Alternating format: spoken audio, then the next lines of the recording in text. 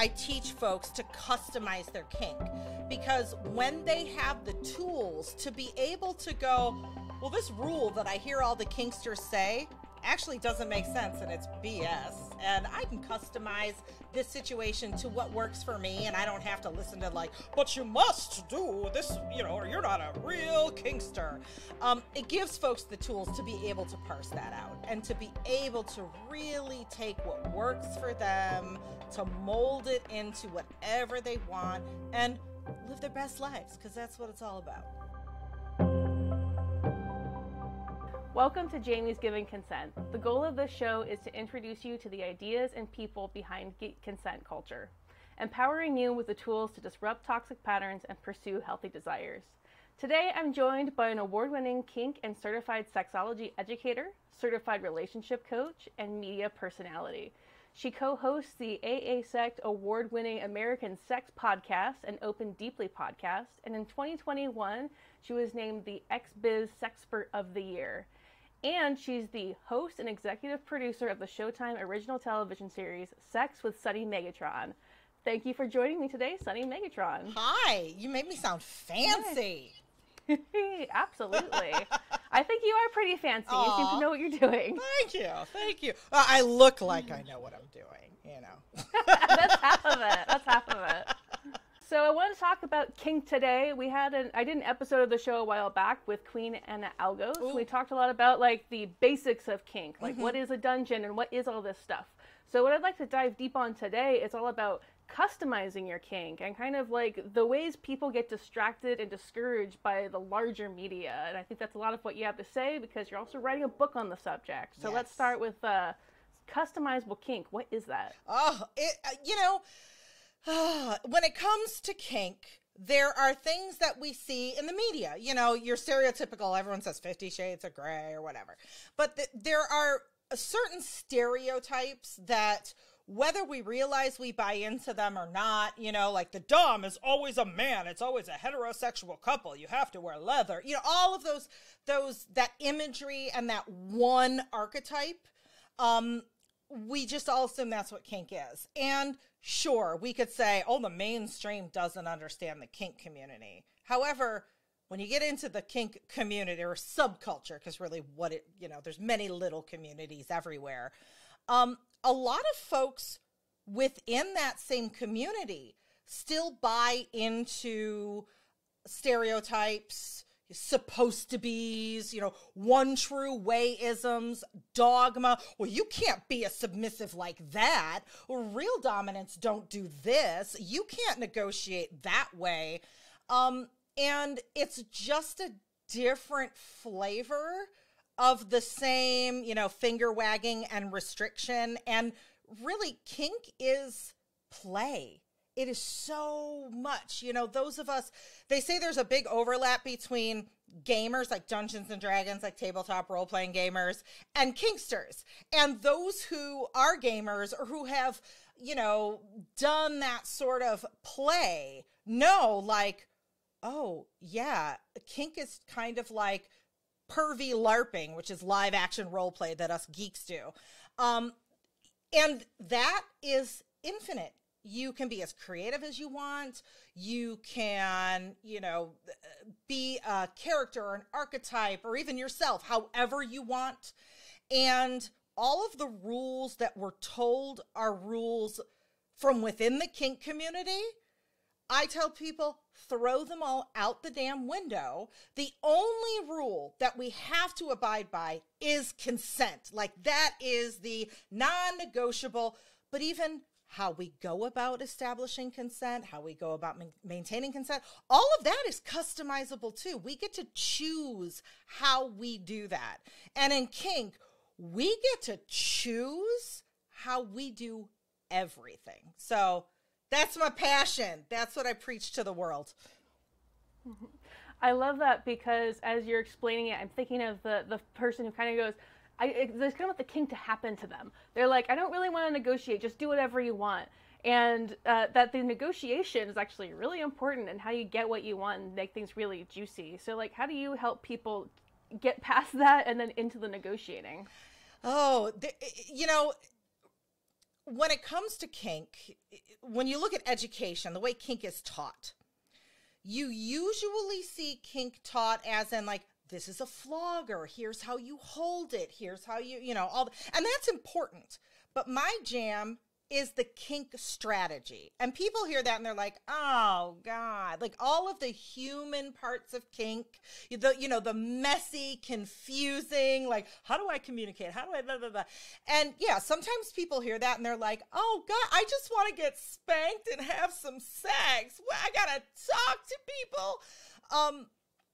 But as, when I teach and as I unravel, like, okay, this can be fun. It's not, okay, do you like this? Yes, check. Do you like, yes, check. It doesn't have to be that boring. And kink is really a journey of self-discovery. It can be therapeutic. I always tell people it is not therapy. It is not a replacement for therapy. Sometimes we benefit from it in a therapeutic way without even realizing it. Like, we just feel like we're having fun. We're not like, well, I'm learning to be more assertive now. So now that I'm assertive in the bedroom, I can take it to the office. Like, we're not thinking that when we're doing it, even though like that might be a side benefit. I call it like when your operating system is like, oh, we're going to do a background download. You can keep working, but this is like, we're improving in the background and you don't realize it. So like you can get that systems download while you think you're just having fun and being recreational. And understanding the framework of that really perks people's ears up. Even at first they're like, oh, fuck, I don't want to talk. It's fun. It's improv. Even the negotiation can be fun. It's improv. It's self-discovery. Yes, it's scary as hell if you're not used to being vulnerable or you're not used to having boundaries. Like, that was me when I was like, I get boundaries. What? I don't have to be a people pleaser. I can ask for what I want. You're not going to get mad if I don't like what you want. What? That for some of us, it takes a while to get over that hump and it feels weird, but I think we all can agree, even if it's scary, if we're those people who have a hard time with that stuff, deep down we're like, yeah, I do have to brush up on that. And what a fun way to learn those skills is by being ridiculous and playing and having sexy fun time. I often call kink an emotional test kitchen because, I might try something different. I might try acting a different way than I normally do. And maybe it's a little like, oh, I don't know about that. If I did that in the real world, like if I walked into, my big family reunion and I was like, I'm a different person, I'm so assertive, or I'm whatever I am, that's scary because that's real. Like, I could make a fool of myself. Maybe, what are you doing? But when we're playing, I could be like, this is what I want to do. I just want to try it. Let's try. So that's fun. We get to take those risks, whether it's sexually, emotionally, just play-wise, just being ridiculous. We can take those risks without really putting anything real from the real world at risk, which is everything. I love that because it also lets you step into roles that maybe seem like they're not available to you. Like, I remember coming into kink and it was like, well, you're a lady, so obviously you're going to try the submissive stuff first. And that's a really big trope within the community. And as time has gone by, I've come to discover, like, I do have a dominant side. And it is a lot of fun. And it feels different. And if not for the kink community, it wouldn't let me step into that role and play with it. Yeah. So it actually really modified how I think about myself and how I interact with other people to know I could put that on and it was okay. Mm-hmm. Yeah, absolutely. And my journey into kink was very, very similar. And, we like to fool ourselves. Whatever place we are in life, we're like, I know everything about myself. I know everything about, and then you look back at like 5 years ago, and you're like, what were you thinking? But I came into kink like not thinking, well, I'm supposed to be submissive. I really felt like, no, I am. And as, you know, same as you, as I worked through it and I had some scenes and I was submissive and I saw all the possibilities and I was like, maybe I'm not. What? And it was a cool journey. And yeah, now I'm like, no, call me daddy, you know? Yeah. Yeah, absolutely. I feel like also like the more you're able to explore those taboo things and like hold them, as I'm just like I've never tried anything with latex yet, but it's like one day that will come, you know, when it happens. And I feel like for the vanilla crowd, it's like it's so foreign, it's so taboo that just like thinking one day I might try this is even inaccessible. That really comes from our culture, I think, more than anything. Exactly. Yeah. You know, our culture shames us, at every turn, even in, more sex positive circles that maybe are very vanilla. There's sometimes still that judgment, like, okay, you can be sexually liberated, but only in this way. If you do it weird, you can't do that. And, when I joined the kink community, and I'm not saying the kink community is a utopia, and I'm not saying that they're not judgy, because that's going to be a good part of my book there. We're humans, no matter what community we're in, no matter what context we're in. Some of us are just going to be judgy assholes. Like, that's just human nature.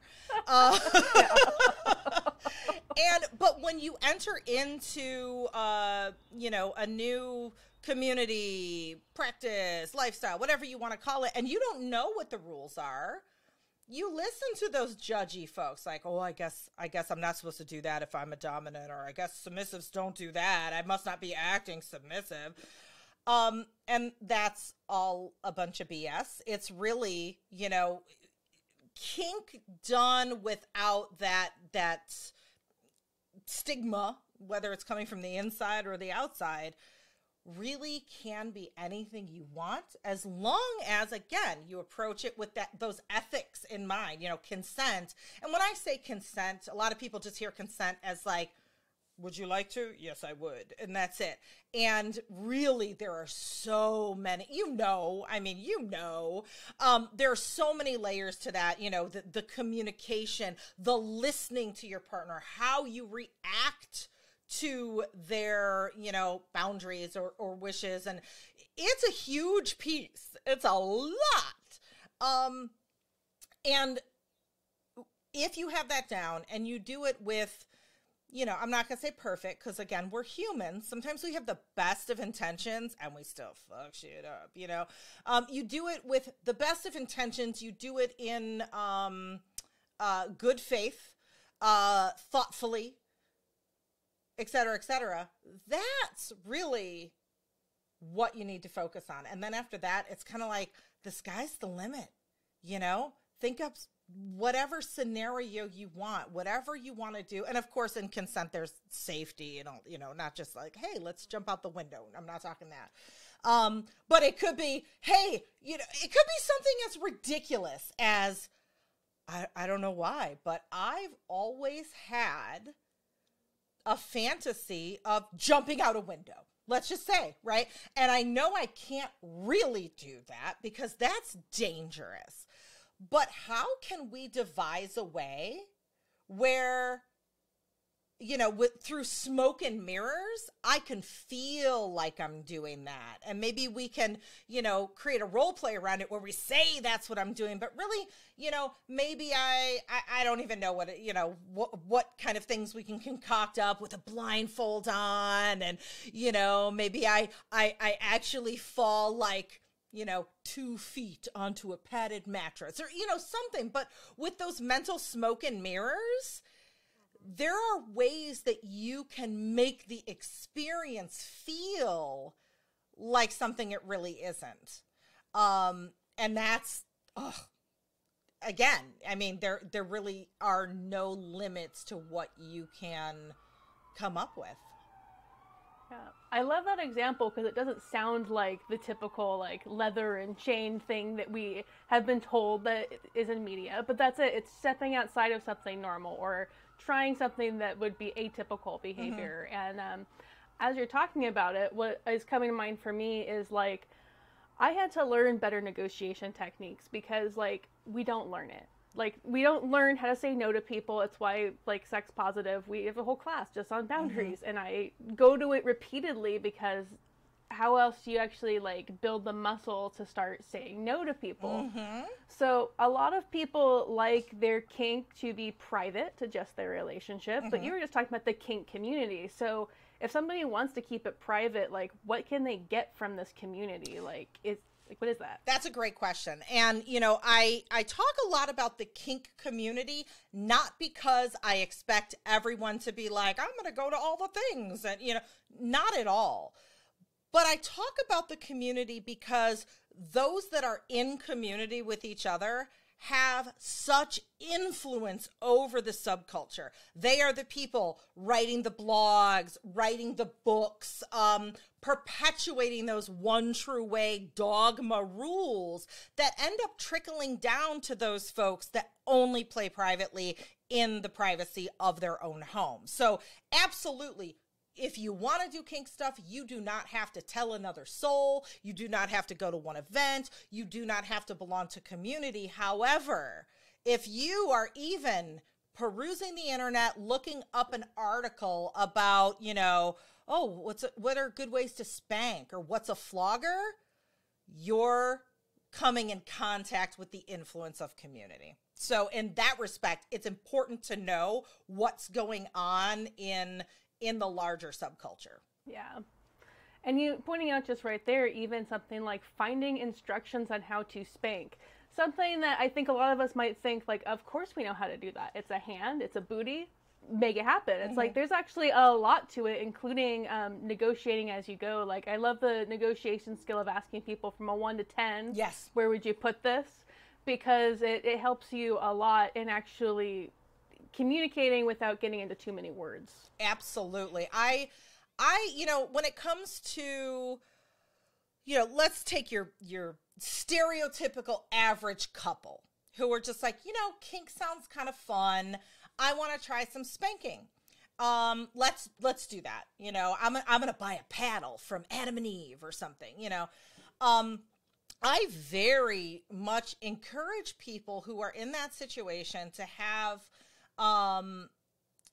you know, sort of like an experimental, I think Allison Moon calls it like a research and development night. I call it like an optometrist experience. So, you know, when you go to the optometrist, it's like, what's better, 1 or 2? And you're like, I don't know. Can I see him again? Oh, I think 2. No, 1. Okay, let's try the other one now. Do that. You know, you're in your living room eating potato chips. You have yoga pants on. It's not sexy time at all. And let's say you bought a couple of paddles or a flogger. Just experiment with them. Like, hey, let me know. How does this feel? Am I doing it right? Is that a good spot? Okay, let's do how does this feel to you on a scale from 1 to 10? So I can gauge what your pain level is. So then when it is time to incorporate this stuff during, you know, sexy time, and kink does not have to incorporate sex. I'm just going to throw that in there. You're not worried about, did I hit you in the right place? Did I smack your kidney? Did I hit your tailbone? Am I doing it too hard? You have a bit of a map of your partner's sensory responses, and that's fun. And honestly, those nights or daytimes, whatever, where you just, you know, get out a couple of implements and smack each other just to experiment, and there's no pressure to be sexy. There's no expectations. Those are so much fun. You end up giggling and laughing. And, you know, even if you know, like, okay, partner, you're going to be the dominant and I'm going to be, you know, the submissive, or the giver and the receiver, top and bottom, or whatever you want to call it. Let's both try it. Let's both see what it feels to get smacked by this thing. Let's both see what it feels to like wield the flogger ourselves. And that's really valuable information for when you are going to actually play for real. I love that, because you hit a couple things that I love that you can do in relationships that I think people miss a lot. Though, like the one night where you stop and you lab an idea, like we would like this idea, or even when it comes to sex, it's like you want to request something or you want to change something, and it's like our ego gets so wrapped up, because if we're not the best at sex, you know, we're terrible at sex forever, and that's it. It's like if you're a bad kisser, you're a bad kisser forever. No, you can actually learn if you're willing to be a learner. So I like that, because you're talking about coming from like a learner mindset, even with our sexuality, which is taboo. Right. Taboo. And that is one thing that I give props to, you know, the kink subculture in general, for, because that's a huge part of is learning, you know, the taking things from the point of view of being a lifelong learner. It's okay to admit, hey, I don't know how to do something, or I think I know how to do something, but I'm nervous. Like, I need to practice just to feel comfortable. Those types of vulnerabilities are regarded as a natural part of the process, and practice is regarded as a natural part of the process. And really it is, like you said, those egos, like, oh, I have to be the best. I can't show them that I'm actually nervous. I can't, oh, what if they ask and then they find out it's my first time ever doing this? That's a bunch of BS. It's, you know, once you get over that hump of like, oh, I was vulnerable, I admitted, like, I don't know what the hell I'm doing, or I'm nervous, then you realize, oh, I wasn't so bad. That was actually kind of good, because then I found out that person's nervous, or that, you know, whatever. And it just becomes a part of the process. And that's a lot, where a lot of the learning, the self-development, and the intimacy building with a partner, not in a sexual way, but in more of a mental way. Like, I'm really understanding how you tick.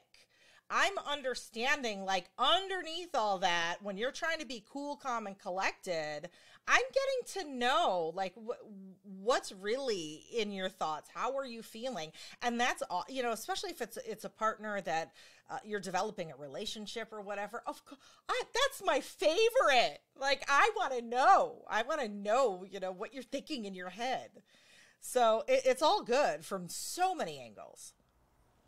I think also from that, you start learning all the nonverbal cues and get a better nuanced idea about what they mean. Because sometimes when you're in the sexy situation and you think you're having a great time and you're hearing the sounds, you're like, I don't really know what that means, but it sounds good. Right. So when you slow it down, it can really teach you to really tune into those cues. Absolutely. And, you know, one thing I love kink for, I'm neurodivergent, and I have a hard time reading nonverbal cues. I have no idea. And for the longest time, I didn't know why. I would just kind of go through life confused. Like, I don't know. Oh, vanilla dating was horrible. Like, flirting, winky eyebrows. What does this mean? You need to tell me with words, or I'm just confused. So, you know, I felt like I spent most of my life walking around in a haze, and I didn't get into kink until I was in my mid-30s. So, you know, I'm a late in life, you know, kinky bloomer.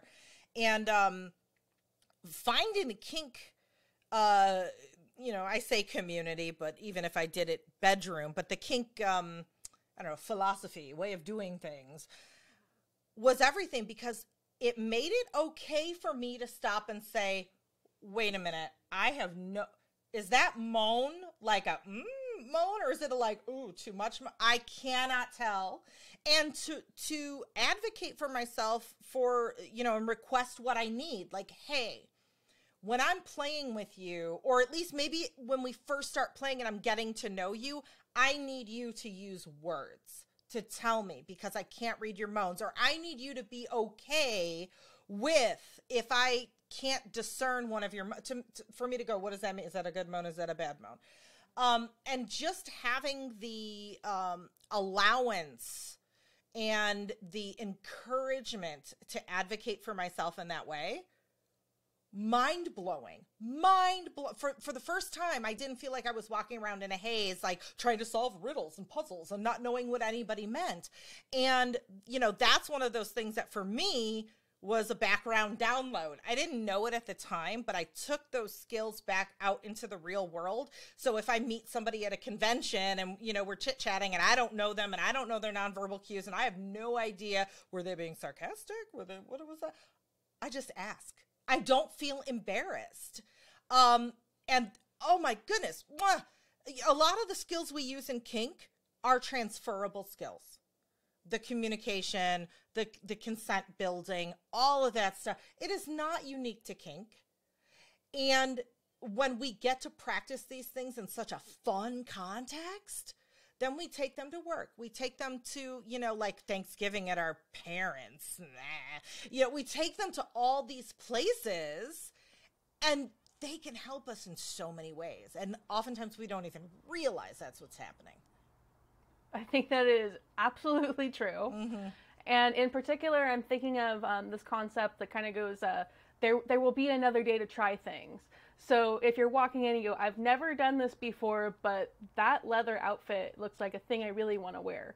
And someone goes, oh, well, do you want to add to that? Like, would you like to add flogging? And you're like, I don't know about that. Like, feeling for one, like someone actually hears you when you have that resistance, and that, but they'll still let you try that thing.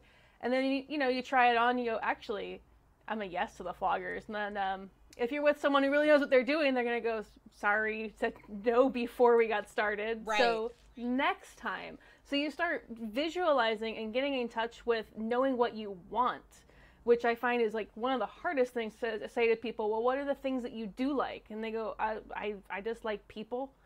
And right. You don't learn about things like, I really like things when they're sensual. Like, that's something I've learned about myself. I really need sensuality to feel sexual. Mm-hmm. And I use kink as a means towards sensuality. Mm-hmm. And that's a major lesson there. And I've definitely brought that into family settings and work settings. Totally right. Yeah, it's just amazing. And, you know, one thing about kink that a lot of folks that are new to it or just kind of curious looking in the window from the outside don't realize that for me is really important is that kink doesn't have to include sex, and there's nothing wrong with that, or kink can include sex to the degree in which you want and when you want. So it's like, you know, there's some folks that, you know, never mix sex and kink. Right? And those folks may be on the asexual spectrum, or those folks may be sexual people, but they're like, but it doesn't go with kink. You know, like I have kink and I have sex, but they don't go together. There are other folks that need to have that sexual arousal and stimulation while spanking and, you know, your typical kink activities are happening. And then there are other folks that, you know, they may use sex as the aftercare, as like the kind of the tender coming down of it. But I think a lot of folks would be surprised at how many people actually don't include like sex straight up with their kink at the same time. It's more, you know, and I don't think we have numbers on this, and maybe somebody compiled some kind of survey or study. But I would say that it is the minority that, you know, sex is happening at the same time, that kink is just sex that's spanky. No. Yeah. Yeah. I was definitely surprised by that when I started really getting to know people in the community and checking out dungeons and so on, because there seems to be a lot of like disappointment for people who have not tried it before, where they're like, what do you mean there's no sex? And you go, well, you're at this big party and people are more playing and enjoying the sensuality, the eroticness, and not needing to try and have an orgasm tonight. Mm-hmm. And it's I find somewhat confusing for people who've never tried it before. Right. Yeah. It's really interesting. Like, even if you're, you know, it varies where you are in the country, in the world, like what is allowed, especially if you're in a you know, semi-public space or a space with other people. And when I say semi-public, I mean like a dungeon, not like the park. I want to be clear. Yeah. But, you know, even folks who consider themselves to be sexual kinksters, oftentimes, like, if you watch a scene, it's an hour and a half, 2 hours of activities that we would consider kink or sadomasochistic or whatever they're doing. And then maybe like, you know, a 5-minute blowjob at the end. Like, it's not, sex is not the center stage of most things. Yeah, it's so different for everybody. And I think just having that permission to not be constantly on in a sexual way, or not to have to be constantly like, I have to be alluring and flirty and I have to, sensual. You can make it yours. Again, it's customizable and there is no wrong, you know, as long as you have that consent piece there and those human skills and you're acting in good faith, you can make it whatever you want. Absolutely. I also think that there's something really beautiful here in terms of like feeling your sexuality in a different way. Like I know that for me on my sexuality journey, like that was something I felt in my genitals, because that's what my culture told me was like, well, that's where you feel it. And when you jump into something like kink, you're getting into the skin, you're getting into like a lot more sensation that is happening all over the body, and you start really paying attention to pleasure in more places than one and reassociating those things, because we're stepping out of that sex negative culture. Yeah, and there's a couple of pieces to that I'd love to touch on. And, you know, same as you, when I would hear turn on, it's like your genitals are tingling. And I realized getting into kink that I could have a scene that is just as gratifying as anything sexual, but it doesn't make my genitals tingle. It gives me brain tingles. And it's not sexual, but it's just as satisfying, just in a completely different way. And then you think about the way we have been taught to think of sex as like genital focus, you know, the horny feeling, that's it. And if you really parse out what makes somebody's sexual orientation, and in terms of what they like to receive, or, you know, this experience in and of itself, it's more than just genitals. There's sensory orientation. What kind of touch do you like? Do you like pain? Do you like, you know, light touch, hard touch, that sort of thing? There is power orientation.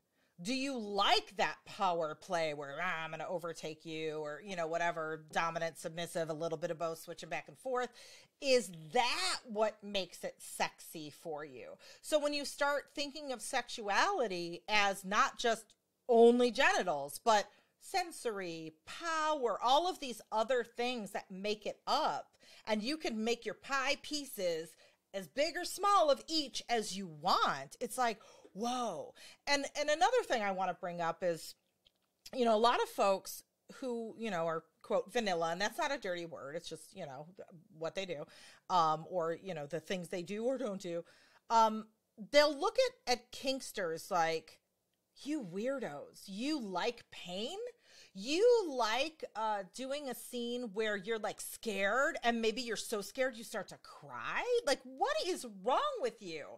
And to those people, I'm like, okay, bungee jumping, okay, escape rooms, okay, roller coasters, okay, training for marathons where you put your body through hell.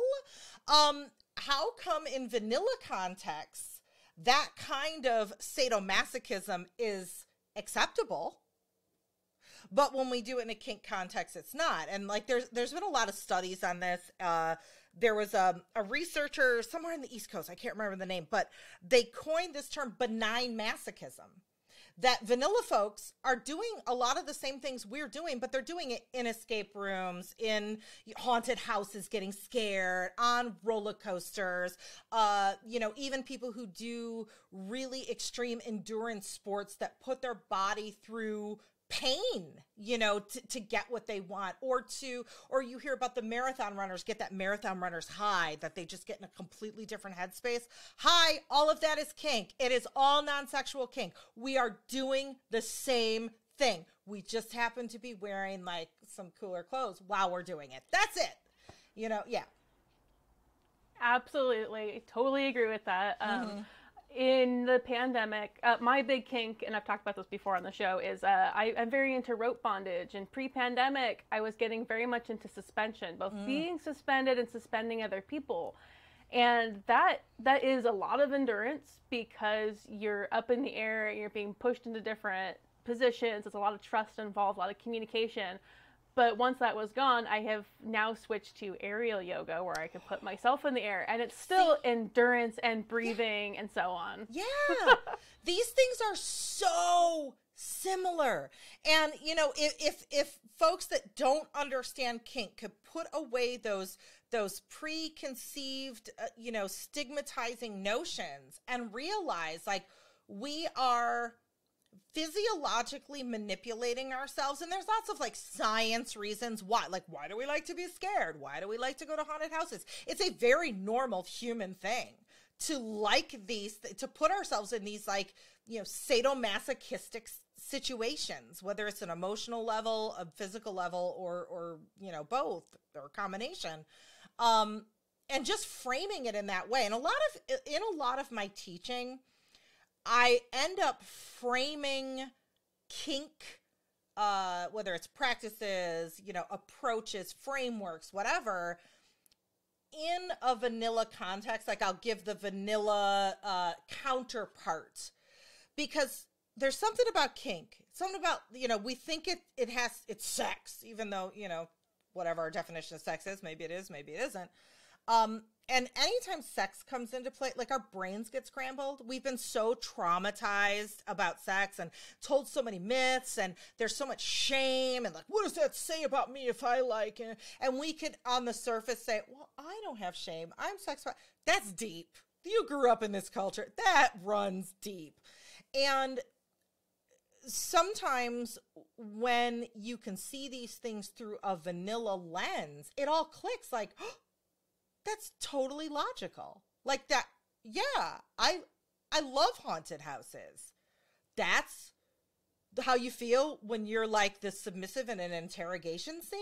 Like that, you're getting the, I get it now. Like, I wish I could get an orgasm at the end of my haunted house. Like, maybe you got the better, you know, better deal there.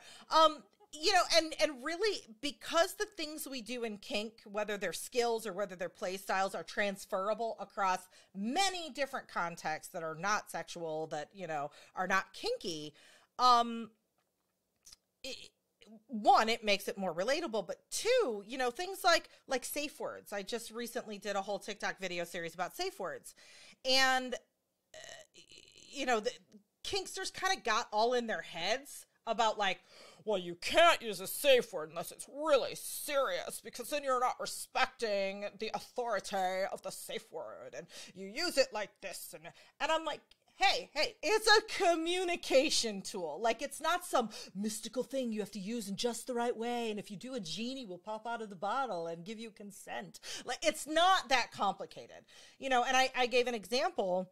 And therapists actually will sometimes recommend this. Like, we have a family safe word. Like, if I'm arguing with my teenager and they're feeling, you know, where it's like their emotions are and they're like, nah, you know, it could be they end up, you know, just losing it. Like, you're the worst mom ever. And then they stomp and slam their door, and then we're all pissed.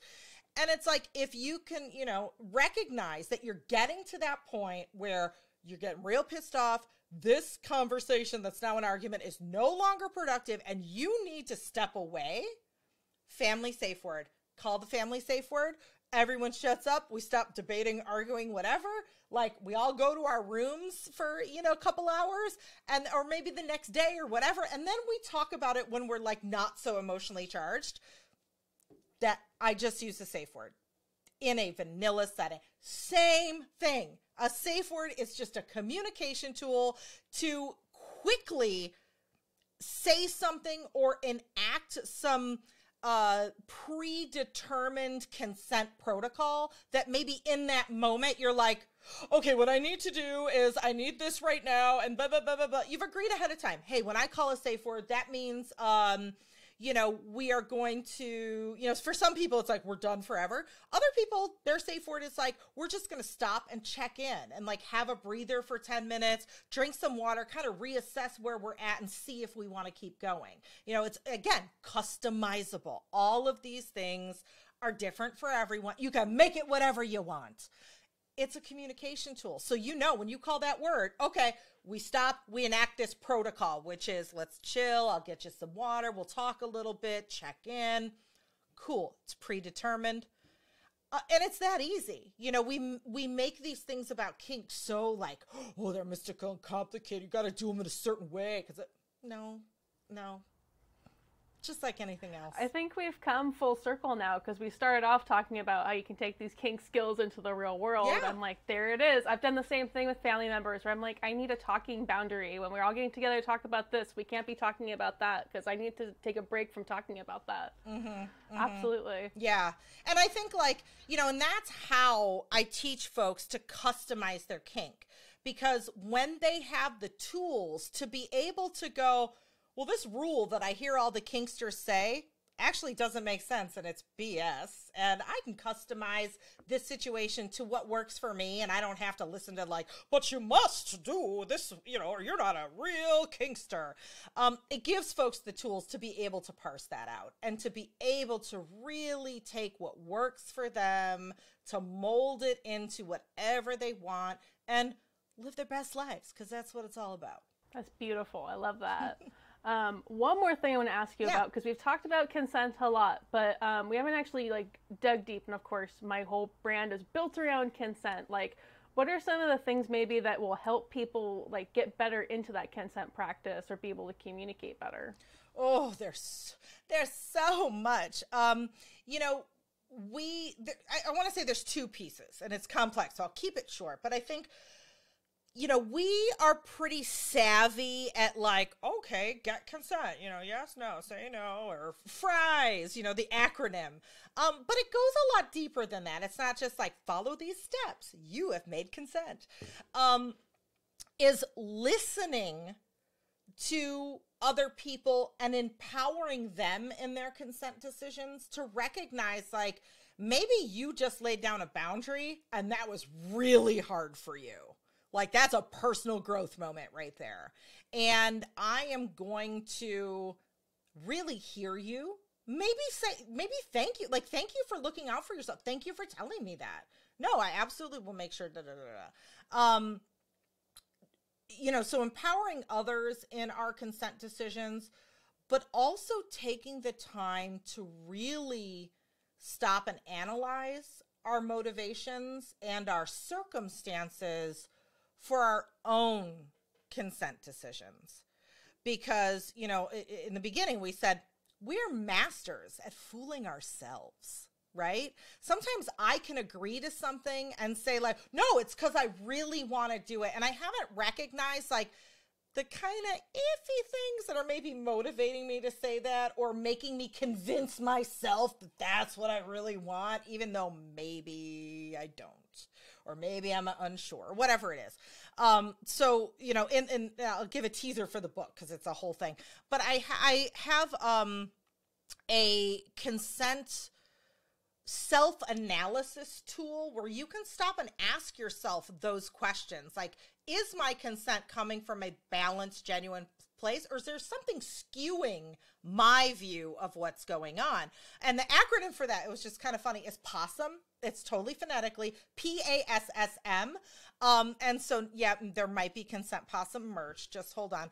And I'm not going to get into the details, but the areas of what those letters represent are to examine power imbalance, agency, safety and trust, support and stability, and then your motivation. So I have a whole framework of how to go through those things yourself, because I think we all really kind of suck at that. Thank you for that. I'm excited to see this book when it comes out later this year. I think we're at about the end of our time. On March 19th, you're going to come do a no bullshit intro to kink for sex positive world. Can you give us a little preview of what that will be like? Oh my goodness, yes. Tantalized. Yes.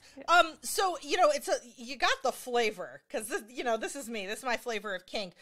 It is a kink 101. So it's like, what is bondage and discipline and, all that stuff. So if you're a newbie, it'll give you an accurate picture of kind of like, what's this all about?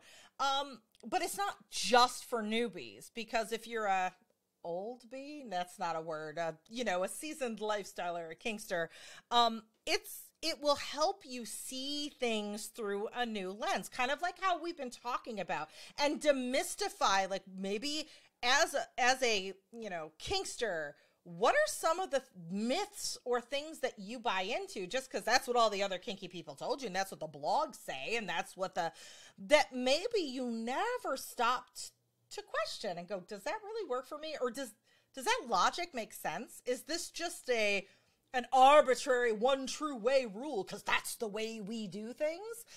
So it'll teach you to look at things through a new lens and know which rules to break. I love that. I'm so excited for this workshop. Again, it's coming up on March 19th. A lot of these same concepts, and then also the Q&A time also. So if there's questions that came out of this episode, bring them to that workshop. Oh, I am so excited. Yay. Excellent. Well, thank you for joining me. I'll see you on the 19th. And everyone who watched the show, please like and subscribe. It helps so much to get this around through the algorithm on YouTube. And until next time, love you more. Hey everyone, thanks for watching the show. There's a lot of stuff I really can't talk about here on YouTube because this is some sensitive content and we do live in a sex negative world. So I want to invite you to come take part in my Patreon to see what kind of community we can build that is sex positive. And of course, I can't say enough good things about Sex Positive World, who puts on all these great events, including the one Sunny will be doing in March. So please check out sexpositiveworld.org. Again, check out the Patreon. Thanks so much for watching, and I appreciate you so much. Love you more. See you next time.